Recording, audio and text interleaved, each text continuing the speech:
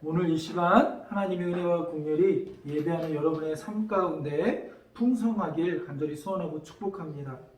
오늘은 추수감사 예배로 드립니다. 그래서 우리가 지난주에 나눴던 거룩한 땅이니 신발을 벗으라 하면서 하나님이 새로운 삶을 주시는, 또 모세를 부르시는 그런 현장 속에서 우리가 말씀을 나누었고, 이어서 모세의 사명에 관한 그 부르심에 대하여 반응하는 모세에 대한 설교를 이어서 해야 되는데 잠시 멈추고 그것은 이제 다음 주로 미루고, 오늘은 감사에 대한 이야기를 나누려고 합니다. 하나님의 말씀을 나눌 때 여러분의 삶 가운데 진정한 감사의 기쁨이 충만해지기를, 또 깨닫는 은혜가 있기를 간절히 소원합니다.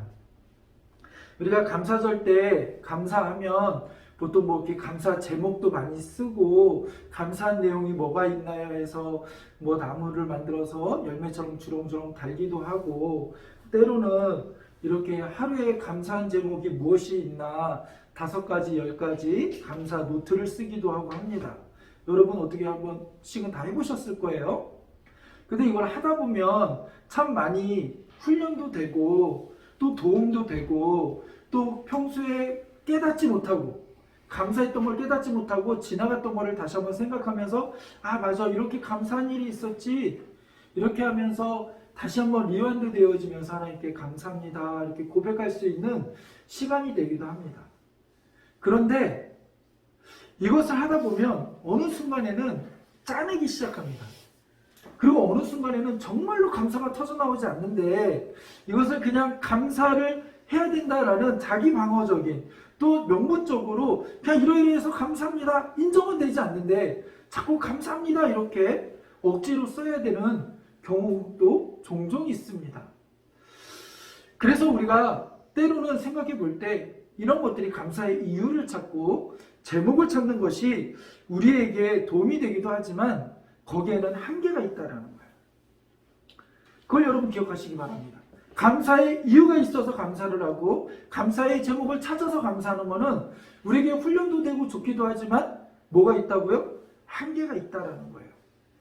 무슨 말이냐면, 제가 이제 짧은 시간 목회를 하고 또 어쨌든 그렇게 긴 시간을 살지는 않았지만 그래도 인생의 여정의 굴곡들이 참 여러 가지로 많이 있었습니다. 근데 그것들 속에서 우리의 삶을 되돌아보면 또 순간순간 경험이나 순간순간 상황들을 볼 때 도저히 감사가 터져나오지 않는 상황들과 형편들이 있을까요? 없을까요?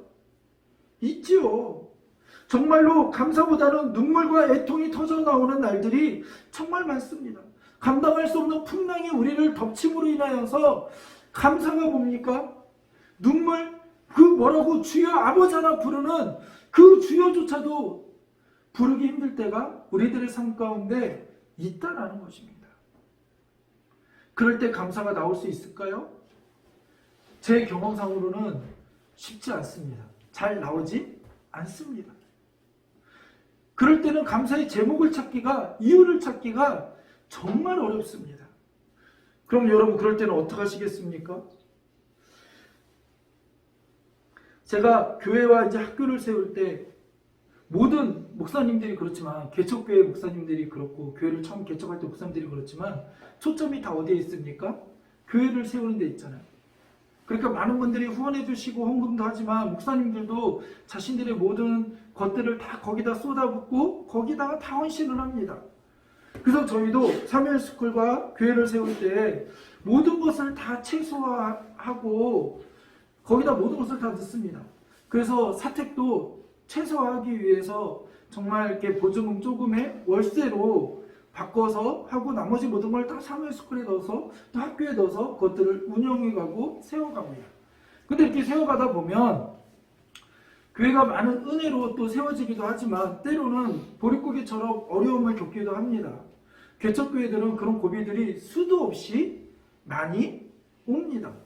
그런데 그런 상황들 속에서 어떤 일이 있었냐면, 어쨌든 모든 목사님들이 그럴 거예요. 항상 지출의 우선순위도 어디입니까? 교회잖아요. 그 교회의 모든 지출을 먼저 하다 보니까 때로는 가장 최소화했던 사택의 그 월세를 내야 되는데 그 모든 월세도 다 어떻게 해요? 먼저 교회를 지출을 먼저 하다 보니 한두 번 늦어지는 경우가 있습니다. 근데 한 번은 주인이 그 한두 번 늦었는데 바로 집을 빼라는 거예요. 뭐 여러 가지 이야기를 하고 설명을 해도 소용이 없어요. 그냥 빼라는 거예요. 정말 암담하고 답답하죠? 근데 하나님 어떻게 하실 줄 알았는데 그냥 가만 침묵하시더라고요. 그래서 정말로 뺐어요. 빼고 당당하게 까짓것 하나님의 일을 위해서 했는데 하나님 해결하시겠지 하고 뺐어요. 뺐는데 갈 데가 없어요. 어떻게 해요? 집사들고 다 사택. 그래서 교회로 갔어요. 목사가 갈 곳이 어디 있습니까? 교회로 갔어요. 근데 가는데 집을 뺀다고 할 때만 해도 뭐 이삿짐을 나를 때만 해도 사실은 뭐 담담하고 괜찮았어요.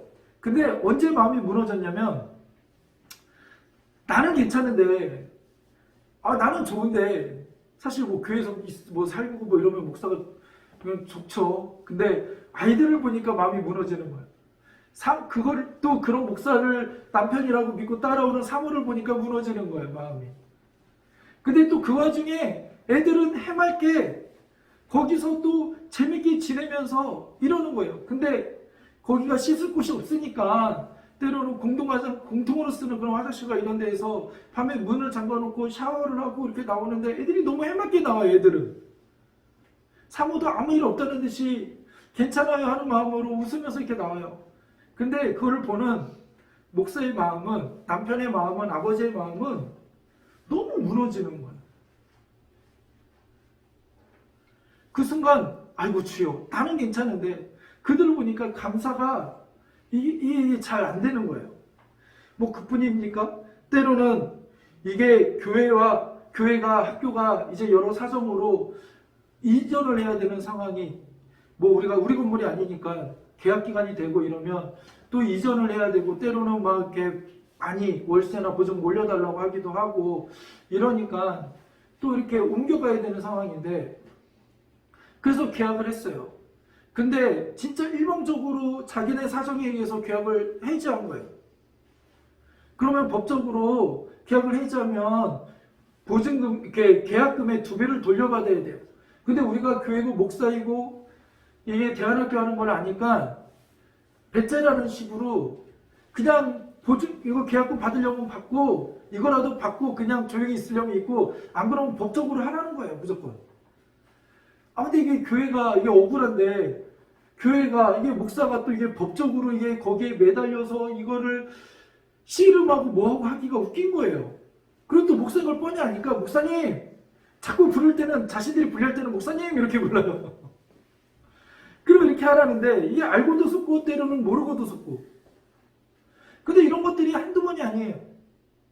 한 번은 이제는 이전을 해야 돼서 나가야 되는데 건물주가 돈이 없다고 보증금을 안 돌려주는 거예요. 보증금을 받아야 이사를 나가는데 이미 이삿짐 다 싸고 이삿짐 출발했는데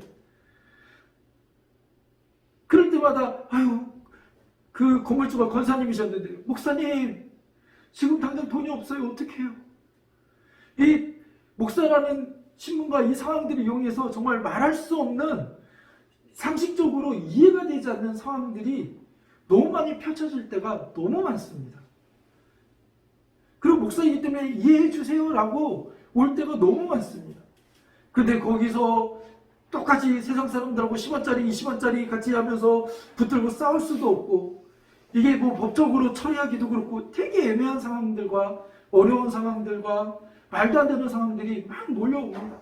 이럴 때 뭐 같이 장로님이나 뭐 권사님이나 뭐 교회 직분자가 여럿이 있으면 또 뭐 이런 일들을 같이 해결해 줄 텐데 많은 개척교회들은 그런 걸 또 함께 해줄 사람이 없기 때문에 결국은 그런 애매한 상황들에 목사가 또 이렇게 놓여지게 됩니다. 세상 물정 모르는 목사.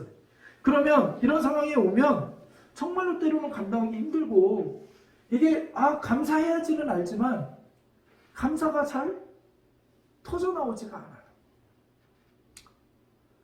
근데 여러분의 삶은 어떨까요? 성도의 삶도 마찬가지죠.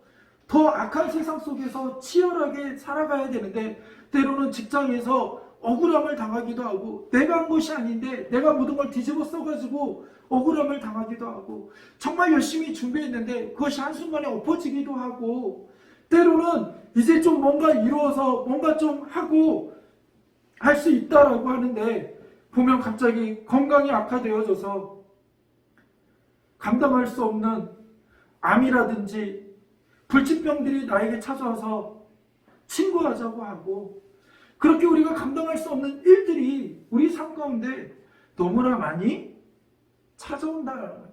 그런 상황들이 벌어진다라는 거예요. 그런 상황들 속에서 어떤 감사의 제목을 찾고 감사의 이유를 찾고 하는 것들이 어느 정도는 가능하지만 한계가 있다라는 거예요. 한계. 그럼 이런 상황들 속에서 우리는 이 한계를 어떻게 뛰어넘고 우리는 감사할 수 있을까요? 그런 상황들 속에서, 정말 말할 수 없는 상황들 속에서, 말할 수 없는 형편들 속에서, 감당할 수 없는 형편들 속에서 우리는 어떻게 감사할 수 있을까요? 정말 눈물밖에 나올 수 없는 그런 상황들 속에서 우리는 어떻게 감사할 수 있을까요? 개인적으로는 오늘 본문이 약간은 감사절과는 생뚱맞은 듯한 그런 본문이기도 합니다. 그러나 본문을 통하여서 깨닫는 은혜가 하나 있었어요. 그 깨달음이 우리의 가장 본질적인 것을 건드리는 것이고, 감사의 이유와 제목이 아니라 가장 본질적인 우리가 감사해야 되는 이유가 무엇인지를 우리에게 말해주고 있습니다. 그래서 오늘 본문을 통하여 우리가 함께 나눠보려고 하는데, 오늘 본문에 누가복음 16장에 보면 어떠한 이야기가 나오냐면 청지기가 나옵니다. 근데 이 청지기는 어떤 청지기냐면 청지기는 주인의 것을 맡아서 일을 하는 사람이거든요. 근데 이 사람이 주인의 것을 자기 것인 양 마음대로 쓰는 거예요. 근데 이것이 이제는 주인이 알게 되어진 거예요. 그래서 그 주인이 자신의 소유를 낭비하는 그 청지기가 있다는 소식을 듣게 된 거예요. 그래서 주인이 청지기를 불러서 이렇게 이야기합니다. 너 여태까지 했던 거 이제 다 정리하고 장부 갖고 오고, 너 이제 그만 일해. 그러니까 해고 통보를 하는 거예요. 너 이제 언제까지만 일하고 그만 일해 라고 해고 통보를 한 거예요. 어떻게 보면 당연한 것 같죠, 그죠? 자기 게 아닌데 자기 것인 양 막 쓴, 주인의 것을 자기 것인 양 쓴 청지기. 결국 그에게 끝이 오기 시작한 거예요. 그에게 심판의 시기가 온 거예요. 그에게 결산의 시기가 온 거예요. 근데 그러고 나니 이 청지기가 이제는 해고 통보를 받고 나니 이 청지기가 고민이 된 거예요. 뭐가 고민이 됐냐면 다음이 고민이 된 거예요. 그래도 청지기도 자기가 잘못했으니까 뭐 이의를 제기할 수도 없죠. 그죠? 그러니까 이제 고민이 된 거예요. 뭐 어떤 고민이 됐냐면, 그럼 나 이제 뭐 먹고 살지? 나 이제 뭐 하고 살지?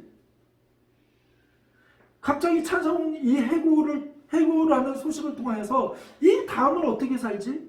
라고 고민하다가 어떻게 했냐면 이렇게 했어요. 주인에게 빚진 사람들을 불러다가, 여러분 일로 와보십시오. 주인에게 얼마 빚졌습니까? 저 한 1,000만 원 빚졌는데요. 그래요? 500만 원이라고 쓰세요. 빚진 계약서에다가 빚을 탕감해 주는 거예요. 당신은 얼마 빚졌습니까? 저는 한 8천만 원 빚졌는데요. 그래야 6천만 원이라고 쓰세요. 이렇게 빚을 자기 멋대로 탕감해 준 거예요. 근데 이렇게 한 이유는 무엇일까요? 이렇게 한 이유는 뭘까요? 크게 두 가지 이유가 있습니다. 두 가지. 첫 번째 이유는 뭔지 아세요? 두 번째 이유는 여기 성경이 잘 나와 있는데, 첫 번째 이유는 성경이 잘 나와 있지 않아요. 근데 그 안에 담긴 행간에서 읽을 수 있습니다. 왜 그랬을까요? 저는 사실 이 이유 때문에 은혜가 되고, 이 은혜 때문에 감사의 본질이 여기서 나오는구나 라는 걸 깨닫게 됐어요. 그 첫 번째 이유가 뭔지 아세요? 자기 거면 이렇게 했을까요? 더 쉽게 얘기해서 이 청지기가 이 돈이 자기 거라면, 자기가 빌려준 돈이라면 그 사람 불러다가 얼마 빚었어요? 100만 원 빚었어요? 50만 원 이렇게 까줄까요? 이자 하나라도 조금만 늦어도 며칠 해가지고 할 거예요. 아까 얘기했지만 있는 분들이 때로는 더 할 때가 너무 많아요. 그래서 그런 분들 보고 우리는 있는 분이 왜 이렇게 인색하지 않은데 어떤 분이 그러더라고. 그러니까 저렇게 부자 된 거야. 그러니까 저렇게 부자 된 거야. 부자는 괜히 되는 줄 알아? 근데 만약 내 돈이었다면, 이 청지기가 내 돈이었다면 이거를 이렇게 막 탕감해주고 막 이렇게 인심을 쓸 수 있었을까? 아니죠. 주인 돈이니까 그런 거예요. 그러니까 내 거 아니니까 이렇게 한 거예요. 뭔 소리냐면 여기서 이제 중요한데, 청지기가 처음에는 어떻게 했어요? 자기 것 아닌데 자기 것처럼 썼어요. 그게 잘못된 거예요.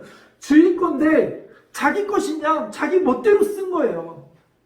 그래서 그것을 옳지 못한 청지기라고 이야기하는 거예요. 근데 때로는 우리도 그렇지 않나요? 우리는 내 인생은 내 것이라고 생각하고 내가 누리는 모든 것들을 다 내 것이라고 생각해요.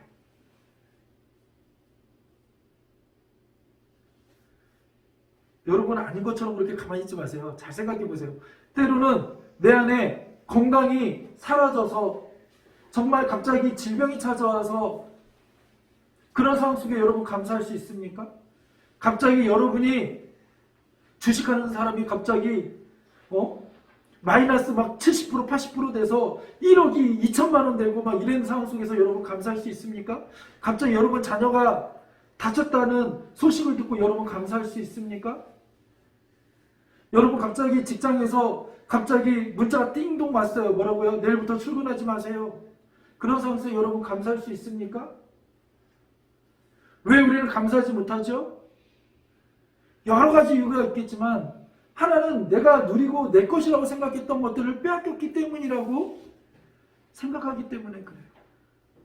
성경에 보면 욥이 나옵니다.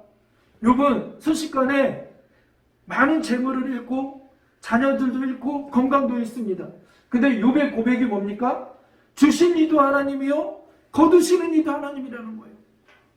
우리는 여기서 우리의 신앙 고백과 우리의 본질이 무엇인지, 우리가 누구인지 하나님과의 관계 속에서 철저하게 깨닫고 고백해야 돼요.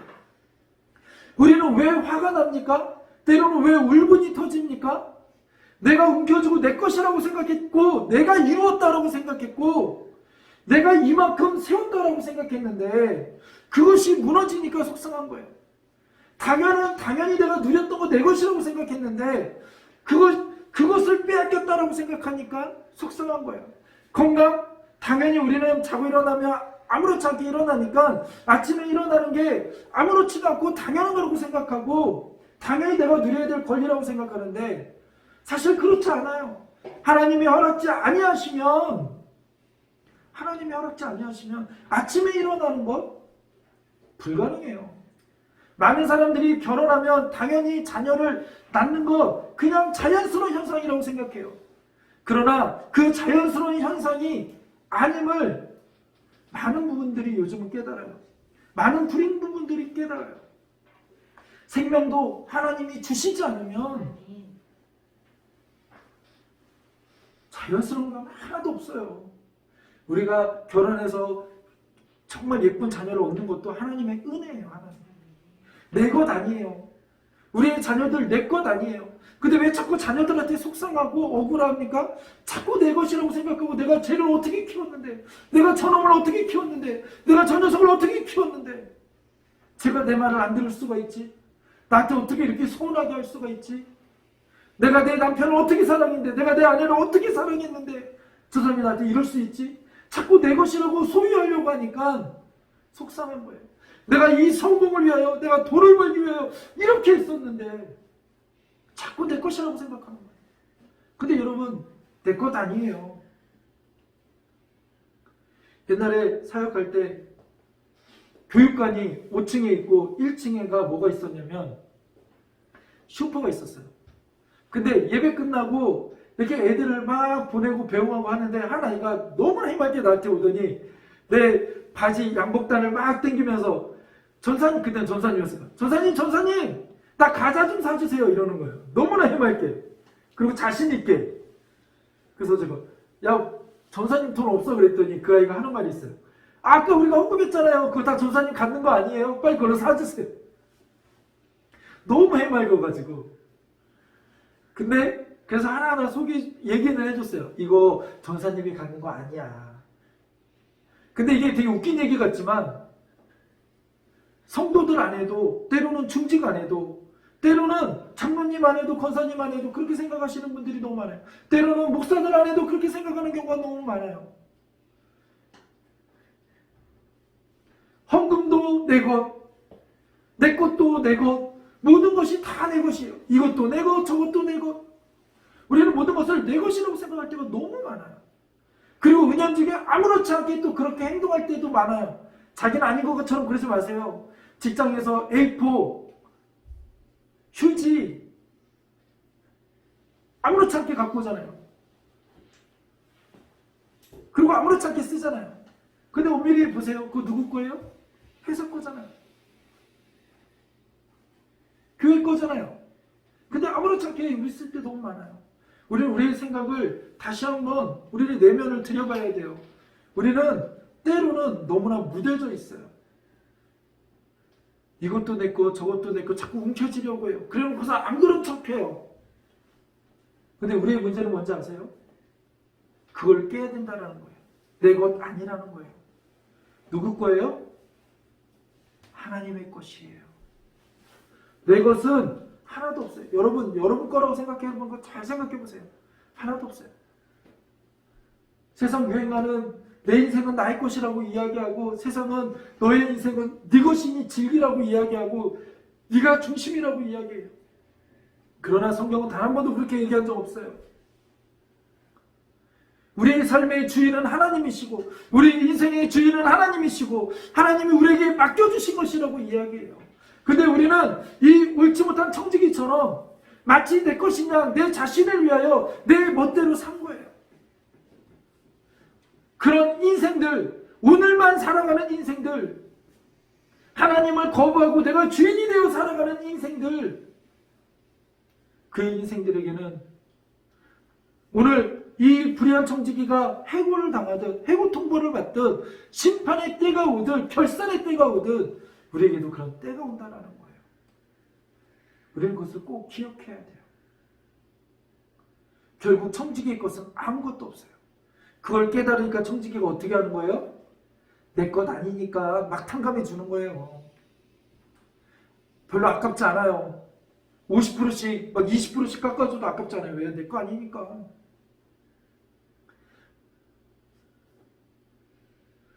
오늘 우리의 인생은 내 것 아니에요. 우리는 움켜졌던 모든 것들을 내려놓는 훈련을 해야 돼요. 그리고 우리의 주인이신 하나님을 고백하는 훈련을 해야 돼요. 하나님이 이스라엘 백성들을 자기 백성 삼으실 때 자기 백성을 삼기 위하여 광야에서 훈련시켰던 내용들이 계속 뭐예요? 하나님이 주인이시라는 거예요. 그리고 우리는 창조주고 우리는 그의 백성이라는 거예요. 그래서 사사기에서 핵심적인 내용이 뭐예요? 사람들의 마음에 하나님 되기를 싫어하고 자기 소견에 옳은 대로 행하더라. 기준이 하나님이 아니에요. 주인이 하나님이 아니에요. 어느새 주인은 누가 됐어요? 내가 되어지고 내 중심에서 살아가는 거예요. 그러니까 내가 원하는 대로 뭔가 감사거리가 있고 내가 원하는 대로 잘 되면 감사가 넘쳐요. 할렐루야. 근데 그런 감사는요, 어느 누구나 할 수 있는 감사예요. 하나님의 백성들의 감사는 그것을 뛰어넘어야 돼요. 그냥 내가 누리고 내가 존재하는 그 자체, 숨쉬는 것조차도 하나님의 은혜임을 깨닫고 감사할 수 있는 우리들이 되어야 돼요. 우리는 이유가 아니라 그냥 그 존재 자체가 하나님의 은혜인 거예요. 내가 숨쉬는 것조차도 하나님의 은혜로 숨을 쉬는 거예요. 그냥 그 자체만으로도 감사합니다라고 고백할 수 있어야 돼요. 그런 고백이 우리 안에 터져 나와야 돼요. 이것이 터져 나오려면 뭐예요? 믿음이 있어야 되는 거예요.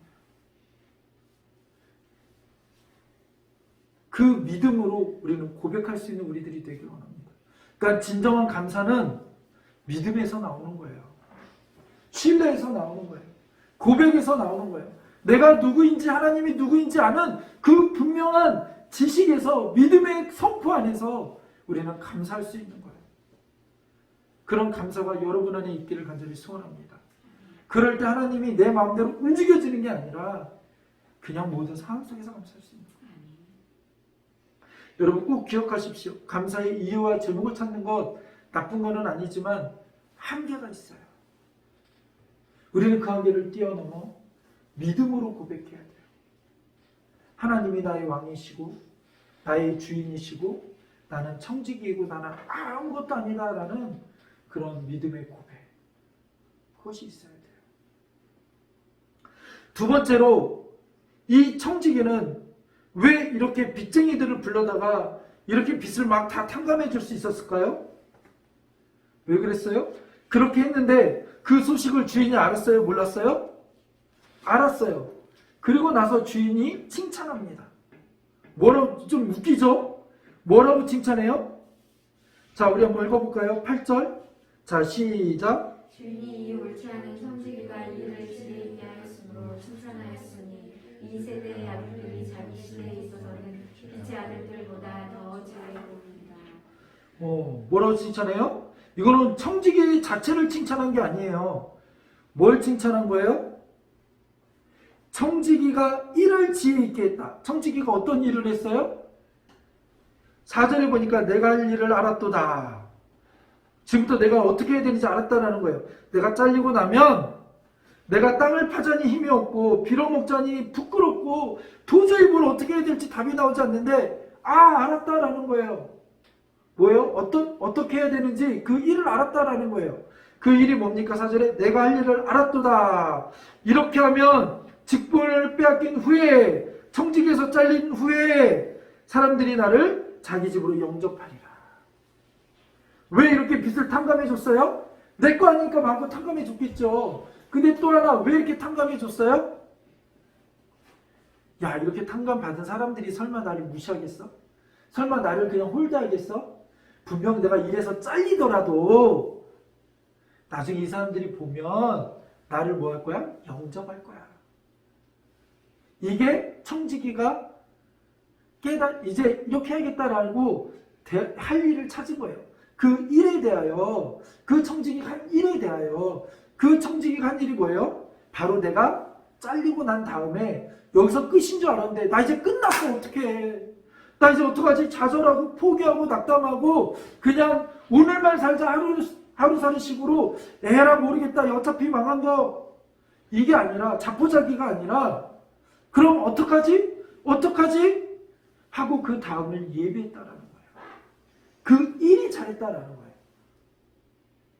그 일이 옳다가 아니라 아이고 저 녀석 봐라. 마치 애들이 이렇게 공부하고 숙제하고 해야 되는데 가끔 어떻게 해요? 아이들이 꾀를 부려요. 근데 꾀 부리는 거 가만 보면 저놈 봐라. 야, 저 녀석 봐라. 이렇게 꾀 부리는 게 되게 지혜로운 꾀를 낼 때들이 아이들이 좀 있어요. 그러면 그럴 때 우리가 뭐라 그래요? 야, 저놈 봐라. 꾀 자체에 감탄할 때가 있어요. 그러니까 이런 거예요. 오늘 주인이 말한 칭찬은 야, 이 아이의 꾀 봐라, 이 녀석. 요것 봐라. 이거예요. 근데 그 꾀가 뭐예요? 자기의 다음을 준다는 거예요. 다음. 근데 이것이 오늘 우리에게 필요한 자세라는 거예요. 우리에게 필요한 어떤 자세요? 지금이 끝인 것처럼 어떤 어려움이 오고 힘듦이 올 때마다 거기서 자포자기하고 낙담하고 거기에 주저앉아 있지 말라는 거예요. 그것이 끝이 아니라는 거예요. 여러 가지 아까 서두에도 그냥 개인적인 경험들을 몇 가지 얘기했지만 정말 그때는 끝인 줄 알았어요. 와, 답이 없어요. 어떻게 해야 될지를 모르겠어요. 와, 어떻게 해야 되지? 어떻게 해야 되지? 근데 그때 항상 일하시고 역사하시는 분 누구냐면 하나님이세요.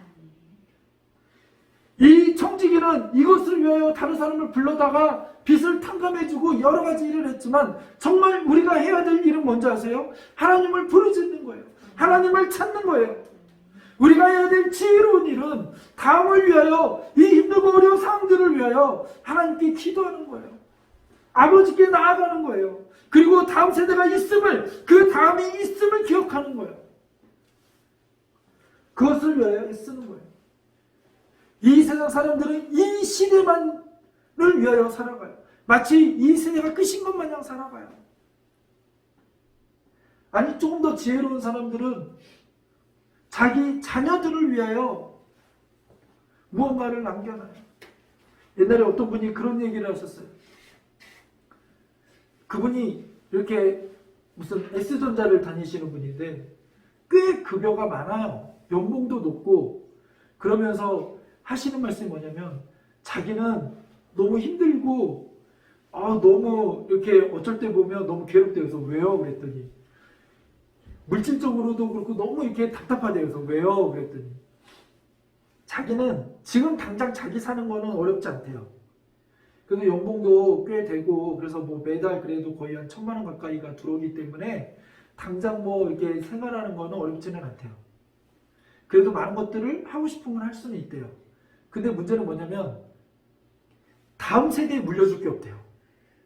자기 자녀들에게.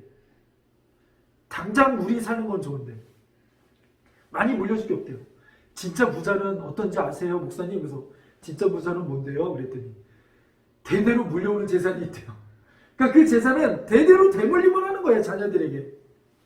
그리고 자기가 당대에 버는 거는 그냥 당대에 그만큼 누리는 거예요.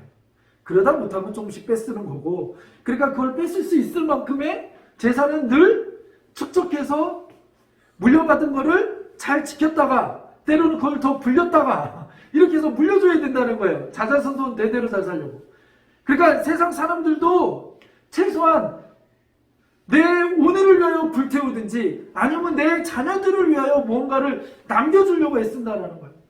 그러면 하나님의 백성들은 어떻게 해야 할까요?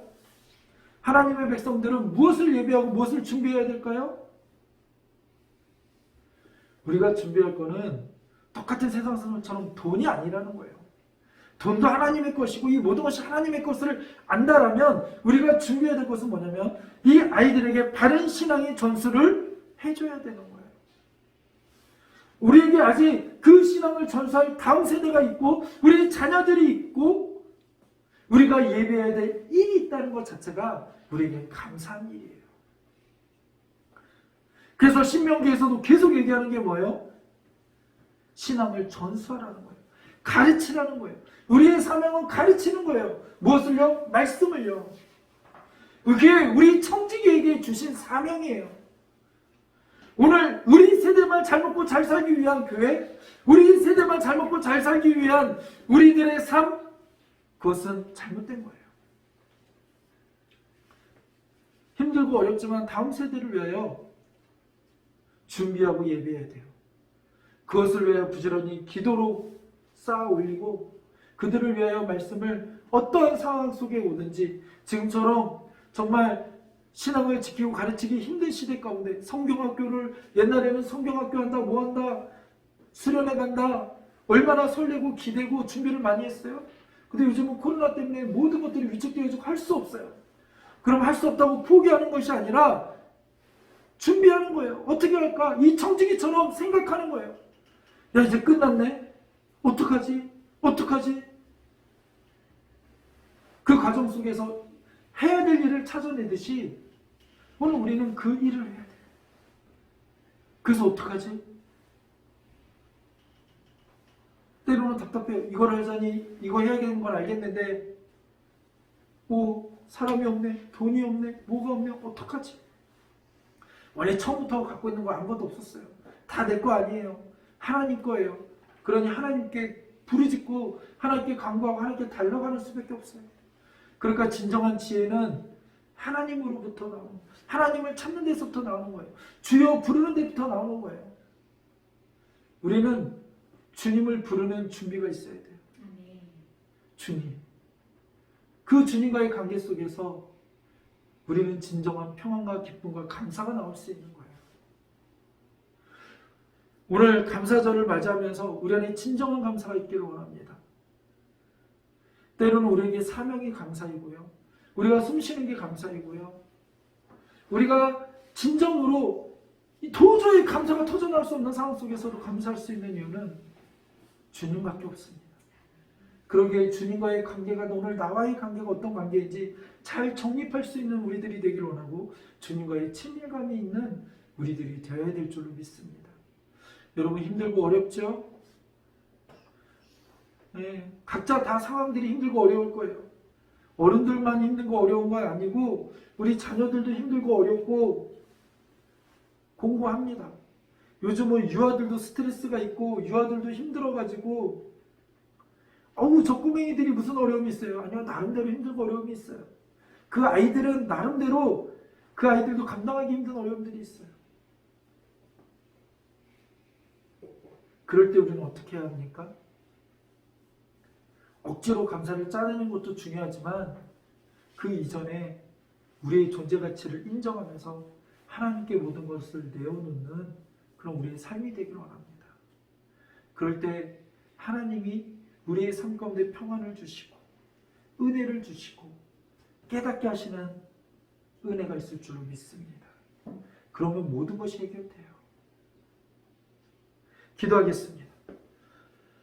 하나님, 오늘 우리의 삶 가운데 힘들고 어려움이 있습니다. 공고함이 있습니다. 아무리 짜내고 짜내도 감사가 나오지 않습니다. 아버지, 어떤 상황 속에서 눈물이 납니다. 애통함이 나옵니다. 그러나 그때마다 하나님 깨닫게 하신 것 감사합니다. 이 모든 것이 내 것 아님을 깨닫게 하신 것 감사합니다. 하나님, 나는 청지기일 뿐입니다. 하나님과 나와의 관계를 다시 한번 정립하게 하시고 고백하게 하시고 선포하게 하시고 주신 이도 하나님이요 거두시는 이도 하나님이요 우리에게 사명을 주시고 우리에게 모든 것들을 선하게 이끌어 가시는 분도 하나님임을 믿음으로 고백하며 하나님만 붙들고 나가는 우리들의 삶이 되게 하여 주시옵소서. 처음부터 내 것 아니었고 내가 세운 것 아니었고 모든 것이 하나님이시기에 하나님이 하실 줄로 믿습니다. 믿음으로 신뢰하며 나가는 오늘 우리들의 삶이 되게 하여 주시고 또한 아버지 하나님 우리에게 닥친 모든 일을 자포자기하듯 포기하지 않게 하시고 낙심하지 않게 하시고 여기서 끝이 아니라 또 다른 역설의 은혜 반전의 은혜를 베푸시는 하나님의 선하신 손길을 경험하고 알아가는 우리들이 되게 하여 주시옵소서. 그것을 위하여 애쓰며 기도하며 부르짖으며 준비하는 우리들이 되게 하여 주시옵소서. 하나님 보시기에 지혜롭다라고 칭찬받는 아버지 하나님 우리들이 되게 하여 주시옵소서. 예수님의 이름으로 기도드렸습니다.